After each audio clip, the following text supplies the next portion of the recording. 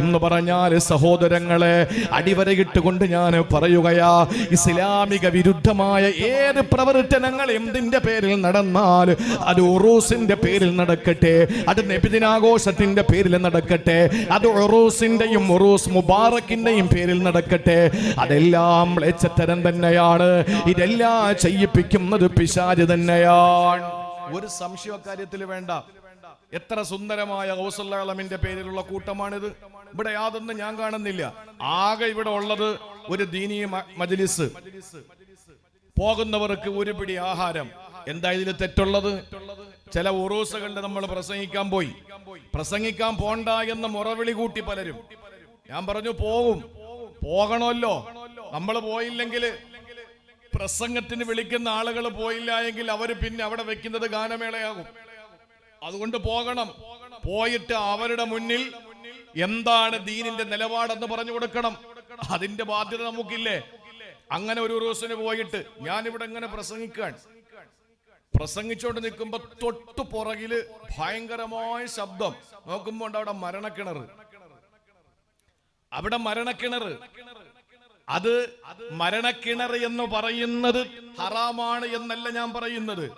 ഒരു മഹാന്റെ പേരിൽ നടക്കുന്ന ഒരു പരിപാടിയിൽ അങ്ങനെ ഒരു പരിപാടി സംഘടിപ്പിക്കുക എന്നുള്ളത് ഹറാമാണോ അല്ലയോ എന്നുള്ളത് വലിയ മഹാന്മാര് പറയേണ്ട കാര്യമാണ്. പക്ഷെ അത് ഫഹ്ശാണ്, മോശമാണ്, മ്ലേച്ഛമാണ്. അത് ശരിയായ രീതിയല്ല. പ്രത്യേകിച്ച് ഒരു മതവിജ്ഞാന സദസ്സ് നടക്കുമ്പോ ഇതിന്റെ എല്ലാത്തിനെയും സംഘാടകർ ഒരാളാ. ഞാൻ പറഞ്ഞു ഇതൊക്കെ ശരിയായ രീതിയല്ല, ഇതൊക്കെ മാറ്റണം.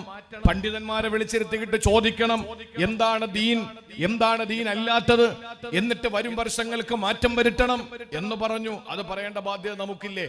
ഞാൻ പറഞ്ഞു വന്നത്, ചില സ്ഥലങ്ങളിലൊക്കെ അങ്ങനെയാണ്. അള്ളാഹു നമ്മളെ ഉമ്മത്തിനെ കാത്തുരക്ഷിക്കട്ടെ. നബിദിനം വളരെ മനോഹരമാണ്. നബിദിനം വേണ്ടാന്ന് പറയുന്നവരുണ്ട്. അവരോട് പോടാതിന്റെ പണി നോക്കടാന്ന് പറയണം, അത് മറ്റൊരു വശം. പക്ഷേ നബിദിനം വേണ്ട എന്ന് പറയുന്നവരോട് ആ വാക്കിൽ നമ്മൾ സംസാരിക്കുമ്പോൾ തന്നെ നബിദിനാഘോഷത്തിന്റെ പേരിൽ കാട്ടിക്കൂട്ടുന്ന കോമാളിത്തരങ്ങൾ നമ്മൾ കണ്ടില്ല എന്നടിക്കാൻ പറ്റുമോ?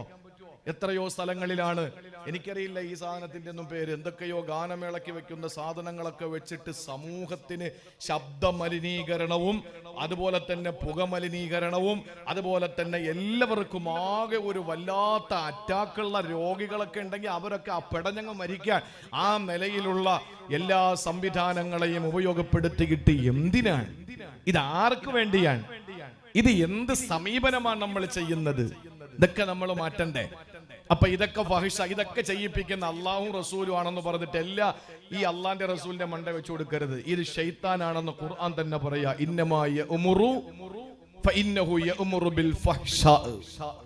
ഈ ഫഹ്ശാ കൊണ്ട് ശൈത്താന്റെ ഇടപെടലാണ്. അള്ളാഹു നമ്മളെ കാത്തുരക്ഷിക്കട്ടെ. വടക്ക് മധ്യ കേരളത്തില് ഒരു ഉറൂസ് ഉണ്ട്. ആ ഉറൂസിന്റെ പ്രധാനപ്പെട്ട ഏറ്റവും 10 ലക്ഷം രൂപയ്ക്കാണ് 10 മിനിറ്റിലേക്ക് ഒരു ആനയെ കൊണ്ടുവരുന്നത്. 10 മിനിറ്റ് ആനയെ കൊണ്ടുവന്ന് മക്കാമിനടുത്തുള്ള ഒരു സ്ഥലത്ത് ആനയെ നിർത്തിയിട്ട് അവിടെ മുട്ടയും വേറെന്തൊക്കെയോ സാധനങ്ങൾ, പാലും, മരത്തിൽ പാമ്പ് വരും അത്രേ, പാമ്പിന് മുട്ടയും പാലും വെച്ചു കൊടുക്കണം. ഘോഷയാത്രയുടെ മുമ്പില് നെറ്റിപ്പട്ടം കെട്ടിയ ഗജവീരൻ 10 ലക്ഷം രൂപ 10 മിനിറ്റത്തേക്ക് ആ ആനയെ വാടകയ്ക്കെടുക്കാൻ. ഒന്ന് ആലോചിച്ചു നോക്കിയേ പ്രിയപ്പെട്ട സഹോദരങ്ങളെ. ഇതും ഒരു മഹാന്റെ പേരിലാണ്. ഇത് എങ്ങനെ നമ്മൾ അംഗീകരിക്കും? എങ്ങനെ നമുക്കിത് അംഗീകരിച്ചു കൊടുക്കാൻ പറ്റും? ആ കമ്മിറ്റിക്കാർ ചെയ്യുന്നത് ഫഹ്ശ ആണ്. ഇത് ചെയ്യിപ്പിക്കുന്നത് അന്ത്യവിശ്രമം കൊള്ളുന്ന മഹാനല്ല, സാക്ഷാൽ പിശാച്. വിശുദ്ധ ഖുർആൻ ഒരു സംശയ കാര്യത്തിലില്ല. ഉറൂസുകൾ നടത്തണം, മഹാന്മാരെ മറന്നു പോകാൻ പാടില്ല. ആ മഹാന്മാരൊരു നാട്ടിലുണ്ടായിരുന്നു. അവരവിടെ അവരെന്തൊക്കെ പിന്നെ ദീനിന് വേണ്ടിയിട്ട് സമർപ്പിച്ചു, എന്തെല്ലാം മാറ്റങ്ങൾ വരുത്തി. അതെല്ലാം കാലങ്ങൾ കഴിഞ്ഞു പോയാലും ഒരു തലമുറ അത് മനസ്സിലാക്കണം. അതിന് ഉറൂസുകൾ അനിവാര്യം തന്നെയാണ്. പക്ഷെ അതിന്റെ പേരിൽ ഇസ്ലാമിക വിരുദ്ധമായ ഒരു കാര്യങ്ങളും അനുവദിക്കാൻ പാടില്ല. പിശാച് ഇതൊക്കെ ചെയ്തിട്ട് അവസാനം എവനൊരു ജോലി ഉണ്ടെന്താണെന്നറിയോ? ഇതെല്ലാം ചെയ്യിപ്പിച്ചിട്ട് അവസാനം അള്ളാന്റെ വലിയന്റെ മണ്ടിട്ട് കൊടുത്തിട്ട് അവനങ്ങ് പോകും. ഇതെല്ലാം ചെയ്യിപ്പിച്ചിട്ട് കമ്മിറ്റിക്കാരെ തലയിൽ വെച്ചിട്ട് അവനങ്ങ് പോകും. ശൈത്താൻ, അതാണ് ശൈത്താന്റെ ഡ്യൂട്ടി. ഞാനൊരു ചെറിയ സംഭവം നിങ്ങൾക്ക് പറഞ്ഞു തരാം. മഹാനായ അബ്ദുല്ലാഹി ഇബ്നു മസ്ഊദ് റളിയല്ലാഹു തആല അൻഹു അറിയുമല്ലോ. ഇബ്നു മസ്ഊദ് റളിയല്ലാഹു തആല അൻഹു ഖുർആൻ അല്ലാഹു അവതരിപ്പിച്ച അതേ കോലത്തിൽ ഓതുന്ന സഹാബിയാ. ആദ്യമായിട്ട് സഫാ മലയുടെ മുകളിൽ നിന്ന് ഇറങ്ങി വന്ന് മഖാം ഇബ്രാഹിമിന്റെ പാറപ്പുറത്ത് കയറി നിന്നുകൊണ്ട് ശത്രുക്കളുടെ മുമ്പിൽ ആദ്യമായി സൂറത്തുർ റഹ്മാൻ ഉറക്കെ ഓതിയ മഹാനായ അബ്ദുല്ലാഹി ഇബ്നു മസ്ഊദ് ചോദിക്കുന്ന ചോദ്യം അല്ലാഹു ഉത്തരം കൊടുക്കാതെ കൈവലിക്കില്ലെന്ന് റസൂൽ പരിചയപ്പെടുത്തിയ സഹാബിയാ. അല്ലാഹുവിന്റെ പ്രിയപ്പെട്ട പ്രവാചകന്റെ സന്തര സഹചാരിയാണ്, സീനിയറായ സഹാബി വര്യനാണ് അബ്ദുല്ലാഹി ഇബ്നു മസ്ഊദ് റളിയല്ലാഹു തആല അൻഹു. ആ മഹാനവറുകൾ പറയുകയാണ്, ഒരു സ്ത്രീക്ക് 4 സഹോദരങ്ങൾ ഉണ്ടായിരുന്നത്രേ. ആ പെണ്ണ് സുന്ദരിയാണ്, സുമുഖിയ. ഈ 4 സഹോദരങ്ങളും ആ പെണ്ണിനെ എവിടെയോ ഒരു യാത്ര പോകുന്ന സമയത്ത് ആ സഹോദരിയെ ഏക സഹോദരിയാണ്, വാപ്പയില്ല ഉമ്മയില്ല, വേറെ ആരും നോക്കാനില്ല. സുന്ദരിയായ ആ പെണ്ണിനെ 4 സഹോദരങ്ങളും കൂടി എവിടെയാണെന്ന് സുരക്ഷിതമായ സ്ഥലത്തേൽപ്പിക്കുക. അവരിങ്ങനെ വലിയ ആശയക്കുഴപ്പത്തിലായി. അപ്പോഴാണ് അവരുടെ മനസ്സിലേക്ക് ഓടിയെത്തിയത്, ആ നാട്ടിൽ നല്ലൊരു മനുഷ്യനുണ്ടത്രേ. ആ മനുഷ്യൻ നല്ല ഇബാദത്തെടുക്കുന്ന ആബിദാണ്, നല്ല സൂഫിയാണ്, സാത്വികനാണ്, സാഹിദാണ്, ദുനിയാവ് വേണ്ടെന്ന് വെച്ച മഹാനാണ്, അള്ളാഹുവിന് വേണ്ടി ജീവിതം മാറ്റിവെച്ച മഹാനാണ്. അയാളുടെ മഠം, അയാൾ ഇബാദത്തെടുക്കുന്ന ഒരു പ്രദേശമുണ്ട്. അവിടെ കൊണ്ടുവന്ന 4 ആങ്ങളമാര് കൂടി ആ പെങ്ങളെ അവിടെ ആക്കുകയാ. എന്നിട്ട് പറഞ്ഞു, ഞങ്ങൾ തിരിച്ചു വരുന്നത് വരെ അവൾ ഇവിടെ സുരക്ഷിതയാണല്ലോ. അയാൾ പറഞ്ഞു, ആയിക്കോട്ടെ, അവര് എവിടെയെങ്കിലും ഇരുന്നോട്ടെ. ആ പെണ്ണവിടെ തനിച്ചായി ആബിദ് ഇബാദത്തുമായി വീണ്ടും അതാ സജീവമാവുകയാ. 4 ആങ്ങളമാരും അവിടെ നിന്ന് യാത്ര തിരിച്ചു.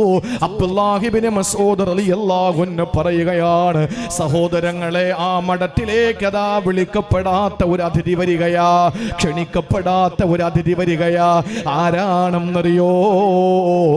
അള്ളാഹുവിന്റെ ശത്രുവായ, നിങ്ങൾ ഓരോരുത്തരുടെയും ശത്രുവെന്ന് ഖുർആൻ പരിചയപ്പെടുത്തിയ ശൈത്താനുൽ ലഈൻ.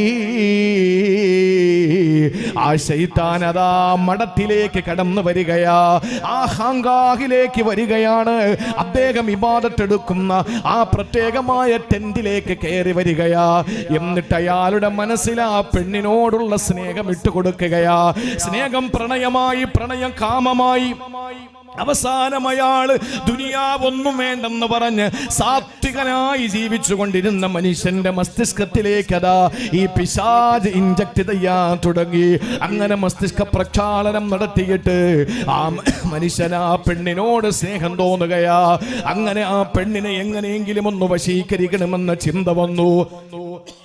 അവളുടെ ശരീരത്തിലേക്ക് ആ മനുഷ്യന് ദാഹം വരികയാ. പൈതാകമടക്കാൻ കാത്തിരിക്കുന്ന, മഴ കാത്തിരിക്കുന്ന വേഴാമ്പലിന്റെ കളകൂചനം പോലെ ഈ സാത്വികനായ മനുഷ്യന്റെ ഹൃദയത്തിന്റെ ഉള്ളറകളില് ഇരാവികാരം മുട്ടിടുകയാ. ആ മുട്ടിട്ട വികാരം പൂത്തുലയാൻ തുടങ്ങി. അങ്ങനെ ഈ പെണ്ണിനെ കയറി പിടിക്കുകയാ. അവൾക്ക് നിന്നുകൊടുക്കലല്ലാതെ നിവൃത്തിയില്ല. ആ പെണ്ണിനെ വശീകരിച്ചോ. ആ പെണ്ണിനിതാ ഗർഭിണിയാവുകയാണ്. എന്താണ് ചെയ്യുക? ആ സമയത്ത് പിശാചിന്റെ ദുർബോധനത്തിൽ വീണുപോയ സാത്വികനായ മനുഷ്യനിലൂടെ ആ പെണ്ണ് ഗർഭിണിയായപ്പോൾ സഹോദരങ്ങളെ, ശൈത്താനതാ വരികയാ.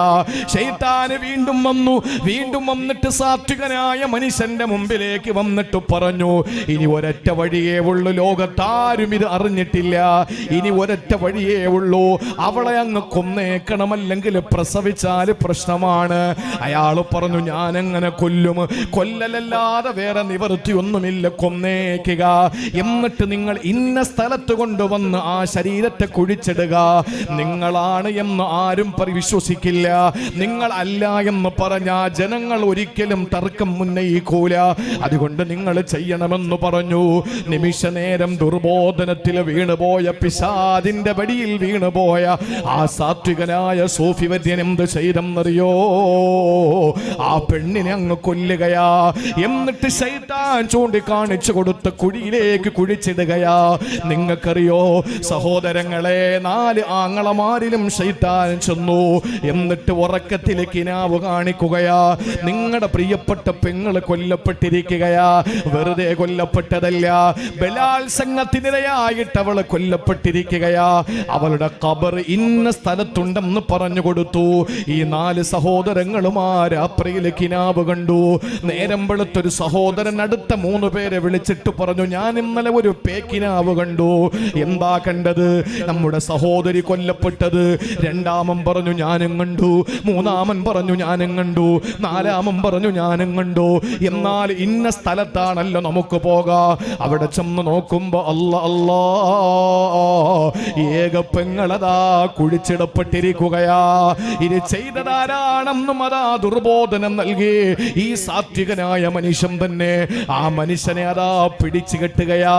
അവന്റെ എല്ലാ ടെന്റും ആരാധനായിടങ്ങളൊക്കെ തകർത്തു കളഞ്ഞു. എന്നിട്ട് ആ സാത്വികനായ മനുഷ്യനെ കോടതിയിൽ കൊണ്ടുവരികയാ. ആ സമയത്ത് അവിടെ 3ാമത് പിശാച് വരികയാ. 1 പെണ്ണിനെ വശീകരിക്കാമെന്ന പിശാച്, 2ാമത് കൊല്ലാൻ വേണ്ടി പ്രേരണ കൊടുത്ത പിശാച്, 3ാമത് വരുന്നത് കോടതിയിൽ വെച്ചാ. ഈ കോടതിയിലെ പ്രതിക്കൂട്ടിൽ നിൽക്കുന്ന സാത്വികനായ മനുഷ്യന്റെ മുമ്പിൽ പിശാച് കടന്നു വന്നിട്ട് പറയുകയാണ്, ഇന്നി ഔഖഅതുക ഫീ ഹാദാ, ഇതില് ഞാനാണ് നിന്നെ വീഴ്ത്തിയതെന്ന് നിനക്കറിയോ. വലയുൻജീക മിൻഹു ഗൈരി, ഇതിൽ നിന്ന് രക്ഷപ്പെടാൻ രക്ഷപ്പെടുത്താൻ എനിക്കല്ലാതെ കഴിയില്ല. എന്നിലൂടെയല്ലാതെ നിനക്ക് രക്ഷപ്പെടാൻ കഴിയില്ല. ആ സമയത്ത് ആ സൂഫിയായ മനുഷ്യൻ ചോദിച്ചു, ഞാൻ എന്താ ചെയ്യേണ്ടത്? ആകെ നാറ്റക്കേസായല്ലോ, എന്താ ഞാൻ ചെയ്യേണ്ടത്? ആ സമയത്ത് പിശാചു പറഞ്ഞു, എനിക്കൊരൊറ്റ കാര്യം മതി, അത് ചെയ്യാൻ നിനക്ക് കഴിയോ? എന്നാ ഞാൻ നിന്നെ ഇവിടെ നിന്ന് രക്ഷപ്പെടുത്താ. എന്താ ഞാൻ ചെയ്യേണ്ടത്? എന്തായാലും നീ കാരണം ആ പെണ്ണ് ഗർഭിണിയായി, അത് കാരണം അവൾ കൊല്ലപ്പെട്ടു, നീ പിടിക്കപ്പെട്ടു. ഇതെല്ലാം ഞാൻ നിന്നെ വീഴ്ത്തിയത് തന്നെയാണ്, പക്ഷെ രക്ഷപ്പെടുത്താനും എനിക്കേ കഴിയൂ. അതുകൊണ്ട് എന്ത് ചെയ്യണമെന്ന് പറയോ? ആ സമയത്ത് പിശാചാ സാത്വികനോട് പറഞ്ഞതെന്തെന്നറിയോ? ഫസ്ജുദുലി സജ്ദതൻ വാഹിദാ, എനിക്കൊരു സുജൂദ് ചെയ്യോ? എന്റെ മുന്നിൽ ഒരു സുജൂദ് ചെയ്യുമോ? ഇനി ആകെയുള്ള തിന്മ അത് മാത്രമല്ലേ, അവിടെ വ്യഭിചാരം നടന്നു, കൊലപാതകം നടന്നു, അള്ളാഹുവുമായിട്ടുള്ള സകല ബന്ധങ്ങളും അയാൾക്ക് അവിടെ വെച്ച് മുറിക്കേണ്ടി വന്നു. അയാളോട് പറയുന്നു, ഇനി ഒരൊറ്റ വഴിയേ ഉള്ള, രക്ഷപ്പെടണം, ജനങ്ങളിൽ നിന്ന് രക്ഷപ്പെടണം. ഞാൻ പറയാം, നീ അല്ല ഇത് ചെയ്തതെന്ന്. അതിന് ഒരൊറ്റ വഴിയേ ഉള്ളൂ, നീ എനിക്കൊരു സുജൂദ് ചെയ്യണം, പറ്റുമോ? സഹോദരങ്ങളെ, സുജൂദ് ചെയ്തു. ആ മനുഷ്യനതാ ശൈത്താന്റെ മുമ്പിൽ സുജൂദ് ചെയ്യുകയാ. ശൈത്താൻ അവിടെ നിന്നങ്ങ് വഴിമാറുകയാ. സഹോദരങ്ങളെ, ശൈത്താൻ വഴിമാറി എന്ന് മാത്രമല്ല, അയാളെ തലാ കൊന്നുകളയുന്നു, അയാളെ കൊല്ലപ്പെടുകയും ചെയ്തു. ആ മനുഷ്യൻ എങ്ങനെയാണ് മരിച്ചത്? അബ്ദുല്ലാഹ് ഇബ്നു മസ്ഊദ് റളിയല്ലാഹു അൻഹു ഈ സംഭവം മുന്നിലിരിക്കുന്നവർക്ക് പറഞ്ഞു കൊടുത്തിട്ട് ഇബ്നു മസ്ഊദ് തങ്ങൾ ഓതിയത് സൂറത്തുൽ ഹശ്റിലെ ഒരായത്താണ്. കമസലി إذ قال للإنسان كفر فلما كفر قال إني بريء منك إني أخاف الله رب العالمين. ശൈത്താൻ പറയുകയാണ്, അല്ലാഹുവിന്റെ ഖുർആൻ സൂറത്തുൽ ഹശ്ർ പറയുകയാ, കമസലി ശൈത്താൻ, ശൈത്താന്റെ ഉപമ പോലെയാണ്. എന്താ ശൈത്താന്റെ ജോലി എന്നറിയോ? ഇത് ഖാല ലിൽ ഇൻസാനി ക്ഫുർ, ജനങ്ങളോട് പറയും നീ കാഫിറാകടാ. ഫലമ്മാ കഫറ, ഈ ജനങ്ങൾ കാഫിറായാലോ, ഖാല, ശൈത്താൻ പറയുന്നത്, ഇന്നി ബരീഉം മിൻക, ഞാനും നീയും തമ്മിൽ യാതൊരു ബന്ധവുമില്ല. ഇന്നി അഖാഫുല്ലാഹ റബ്ബൽ ആലമീൻ, അല്ലാഹുവിനെ എനിക്ക് വല്ലാത്ത ഭയമാണ്, അതുകൊണ്ട് ഞാനിതാ നിന്നിൽ നിന്ന് മാറിപ്പോകുന്നു എന്ന് പിശാച് പറയും. പറയുമെന്ന് അള്ളാന്റെ പരിശുദ്ധ ഖുർആൻ. എന്റെ സഹോദരങ്ങളെ, കള്ളുകുടിയന്മാരെ മദ്യശാപ്പിൽ കൊണ്ടുപോകുന്നതാരാ? പോടാ, ഇത്രയും ടേസ്റ്റ് ഉള്ളത് വേറെന്താ ഉള്ളത്? അത് കുടിച്ചാൽ പിന്നെ നിനക്ക് ലോകവുമായിട്ട് ബന്ധമില്ലല്ലോ. പോമോനെ എന്ന് പറഞ്ഞ് ബിവറേജിന്റെ മുമ്പിലേക്ക് കൊണ്ടുപോവുകയാ. കൊടുക്കടാ, വാങ്ങി കുടിക്കടാ എന്ന് പറഞ്ഞിട്ട് കുടിക്കുകയാ. ആ മദ്യം തന്റെ ആമാശയത്തിലേക്ക് ചെല്ലുമ്പോൾ പിശാച് അവിടെ നിന്ന് ഇന്നി ബരീഉം മിൻക, നിന്നിൽ നിന്ന് ഞാനിതാ ഒഴിവാവുകയാണ്. ഇന്നി അഖാഫുല്ലാഹ്, എനിക്ക് പടച്ചോനെ പേടിയാണെന്ന് പറഞ്ഞിട്ടൊരൊറ്റ മുങ്ങലാണ്. ഒരൊറ്റ മുങ്ങൽ. ഇത് ശൈത്താന്റെ ജോലിയാണ്. ശൈത്താന്റെ പാർട്ടിക്കാരായി നമ്മൾ പോയി കഴിഞ്ഞാൽ സംഭവിക്കുന്നത് എന്താണ്? ശൈത്താൻ ഒരൊറ്റ ഓട്ടമാണ്. ശൈത്താൻ അതുവരെ എല്ലാം സയ്യന ലഹും അഅ്മാലഹും, കേട്ടോ, എല്ലാം അങ്ങോട്ട് അഴകാക്കി കാണിച്ചു തരും.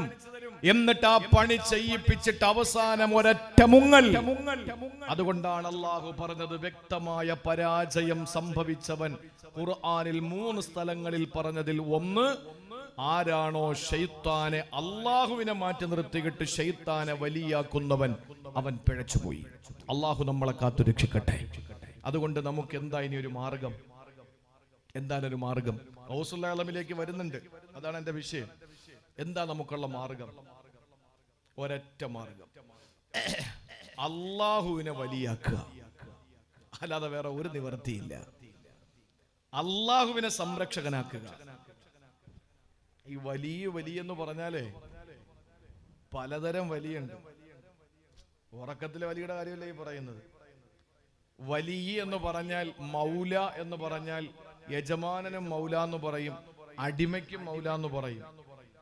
ചില ആളുകൾ പറയും, വലിയെന്ന് പറഞ്ഞ് അള്ളാനെ വലിയാക്കണം. നിങ്ങൾ ഈ ഇരിക്കുന്നതിൽ എത്രയോ ആളുകൾ വലിയാണ് എന്ന് വെച്ചിട്ട് നാളെ അവരുടെ വേല യാസീനൊന്നും ഓതിക്കളയല്ലേ. മോളെ കെട്ടിക്കുമ്പോ നിങ്ങൾ ആരായി? എന്താ പറയുന്നത്? വലിയിരിക്കുക എന്നല്ലേ. അത് ഈ വലിയ തന്നെയാ. മുഹിയുദ്ദീൻ ശൈഖിനെ പറയുന്ന വലിയ തന്നെയാണ് ആ വലിയും. അർത്ഥം വേറെ തന്നെ ഉള്ളൂ. അർത്ഥം വേറെ തന്നെ ഉള്ളൂ. ഒരു വാക്കിൽ തന്നെ എന്തുമാത്രം അർത്ഥമുണ്ട്. പല അർത്ഥങ്ങളില്ലേ. വലിയ എന്ന് പറഞ്ഞാൽ സംരക്ഷകൻ. ആ പെണ്ണിന്റെ സംരക്ഷകൻ നമ്മളായിരുന്നു. ഉത്തരവാദിത്വം നമുക്കായിരുന്നു. ആ പെൺകുട്ടിയുടെ എല്ലാ ചുമതലയും നമ്മളിലായിരുന്നു. അതാണ് വലിയ. അള്ളാഹുവിന്റെ വലിയ എന്ന് പറഞ്ഞാൽ അവന്റെ അടുപ്പക്കാരെന്നാണ്. അവന്റെ അടുപ്പക്കാര്. മുഹമ്മദ് കുഞ്ഞ് ഗനീമി ഉസ്താദ് ഇരിപ്പുണ്ട്. ഈ വിഷയത്തിൽ നല്ല പാണ്ഡിത്യമുള്ള മനുഷ്യനാണ്. അള്ളാഹു ഇൽമിൽ അഭിവൃദ്ധി നൽകി അനുഗ്രഹിക്കുമാറാവട്ടെ. വലിയ സ്നേഹമാണ്. അള്ളാഹു ദീനിനു വേണ്ടി, അള്ളാഹുവിന് വേണ്ടി സ്നേഹിക്കാനും നാളെ സ്വർഗത്തിൽ ഇതുപോലെ ഒരുമിച്ച് കൂടാനും അള്ളാഹു തൗഫീക്ക് നൽകി അനുഗ്രഹിക്കുമാറാവട്ടെ. പ്രിയപ്പെട്ട സഹോദരങ്ങളെ, വലിയ എന്ന് പറയുന്നത് അള്ളാഹുവിനെ വലിയാക്കി കഴിഞ്ഞാൽ, നമ്മുടെ സംരക്ഷണം എല്ലാം കൂടെ അങ്ങോട്ട് അള്ളാഹുവിനെ ഏൽപ്പിച്ചു കഴിഞ്ഞാൽ തീർച്ചയായിട്ടും സഹോദരങ്ങളെ നമുക്ക് രക്ഷപ്പെടാൻ കഴിയും. ഒരിക്കലൊരു ഗുരു തന്റെ ശിഷ്യനോട് ചോദിച്ചു, മോനെ, ശൈത്താൻ വന്നിട്ട് നിന്നെ തെറ്റ് ചെയ്യാൻ പ്രേരിപ്പിച്ച നീ എന്ത് ചെയ്യും? നമ്മൾ എന്താ ചെയ്യാ? ശൈത്താൻ വന്നിട്ട് തെറ്റ് ചെയ്യാൻ പ്രേരിപ്പിക്കുക, നമ്മൾ എന്ത് ചെയ്യും? നമ്മൾ ചെയ്യുന്നത് ആ തെറ്റ് ചെയ്യുന്ന ശൈത്താനോട് നമ്മൾ പോരടിക്കും. ആ ഗുരുവിനോട് ശിഷ്യൻ പറഞ്ഞ മറുപടി അതാണ്, ഞാൻ ശൈത്താനെ നേരിടും. അപ്പൊ ഗുരു ചോദിച്ചു, വീണ്ടും വന്നാലോ? ശക്തമായ നിലയിൽ തിരിച്ചു വന്നാലോ? ഞാൻ വീണ്ടും നേരിടും. വീണ്ടും വന്നാലോ? ഞാൻ വീണ്ടും നേരിടും. 3 പ്രാവശ്യം ശിഷ്യൻ അങ്ങനെ പറഞ്ഞപ്പോൾ ഗുരു ചോദിച്ചു, മോനെ, അബദ്ധമാണ്. നീ ശൈത്താനെ നേരിട്ട് കൊണ്ട് നിൽക്കേണ്ട കാര്യമില്ല. എന്നിട്ടൊരു ഉദാഹരണം ചോദിച്ചു. നമ്മൾ നടന്നു പോകുന്ന വഴിയിൽ ഇപ്പൊ ഒരു വീട്ടിൽ കല്യാണം വിളിക്കാൻ വേണ്ടി ചെന്നു, അല്ലെങ്കിൽ നമ്മുടെ സിറാജുൽ ഹുദയുടെ പ്രവർത്തകര് ഒരു വീട്ടില് പിരിവിന് വേണ്ടി ചെന്നു. അപ്പൊ അവിടെ ഉണ്ട് പട്ടി. നായ വളർത്തുന്ന വീട് മുസ്ലിമീങ്ങളിലുണ്ട്. ആലോചിച്ച് നോക്കിയേ, ഇല്ലേ? നായുള്ള വീട്ടിൽ അള്ളാഹുവിന്റെ റഹ്മത്തിന്റെ മലക്കുകൾ അടുക്കില്ല. അപ്പൊ രൂപമുള്ള വീട്ടിലോ? അടുക്കൂല.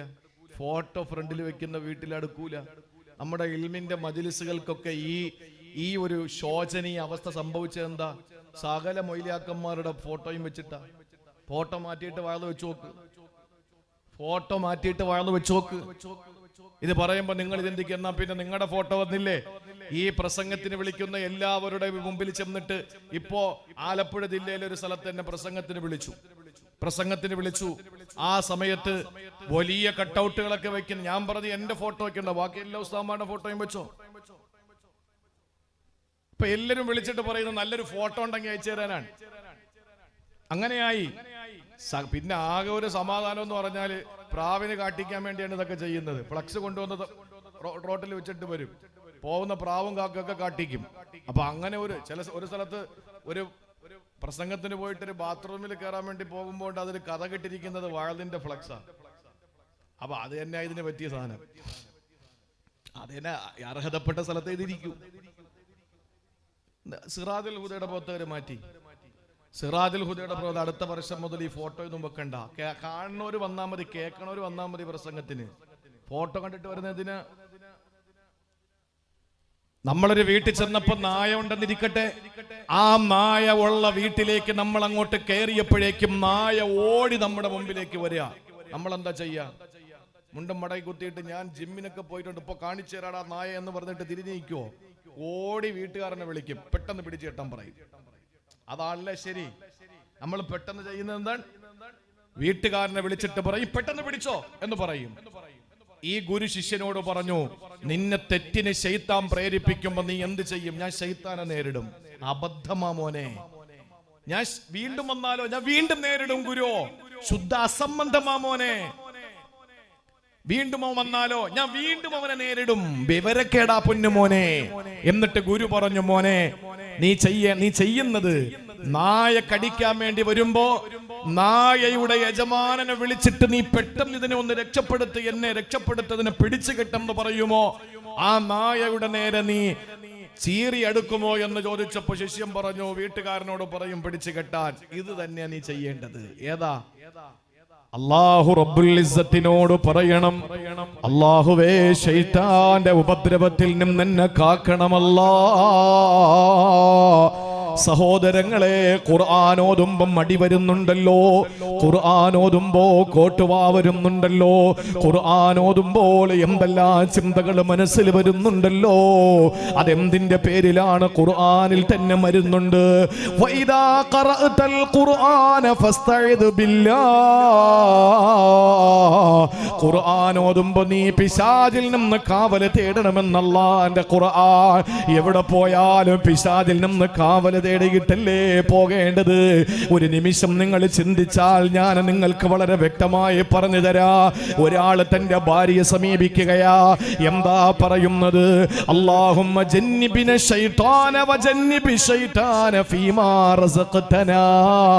അല്ലാഹുവേ, ഞങ്ങളുടെ ഈ പ്രവർത്തനത്തിലൂടെ രൂപപ്പെടുന്ന കുഞ്ഞുങ്ങളിലും നീ ശൈത്താനെ അകറ്റണമല്ലാ.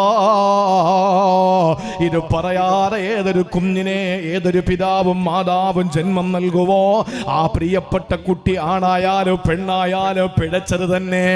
അതിനാണ് നമ്മൾ പറയുന്നത് സഹോദരങ്ങളെ, അള്ളാന്റെ ഹബീബിന് നമുക്ക് മാതൃകയുണ്ട്. ബാത്റൂമിലേക്ക് കയറുമ്പോ നമ്മൾ പറയുന്നത് എന്താണ്? അല്ലാഹുമ്മ ഇന്നി അഊദു ബിക മിനൽ ഖുബ്സി വൽ ഖബായിസി. ആണു പെണ്ണു പിശാചുകളിൽ നിന്ന് ഞാൻ നിന്നോട് കാവൽ തേടുകയാണല്ലാ. കാരണം ശൈത്താന്റെ വീടാണ് ബാത്റൂം, ടോയ്ലറ്റ് ശൈത്താന്റെ വീടാണ്. അതുകൊണ്ടാണ് നമ്മൾ അതിനകത്ത് കയറുമ്പോൾ അതിൽ നിന്ന് കാവൽ തേടുന്നത്. ഇനി ശൈത്താന്റെ വീടെന്ന് പറഞ്ഞിട്ട് പോകാതിരിക്കാൻ പറ്റൂലല്ലോ, അതുകൊണ്ട് നമുക്ക് കയറേണ്ടി വരുന്നു. അതുകൊണ്ട് നമ്മൾ കാവൽ തേടിയിട്ട് നമ്മൾ അതിലേക്ക് പ്രവേശിക്കുന്നു.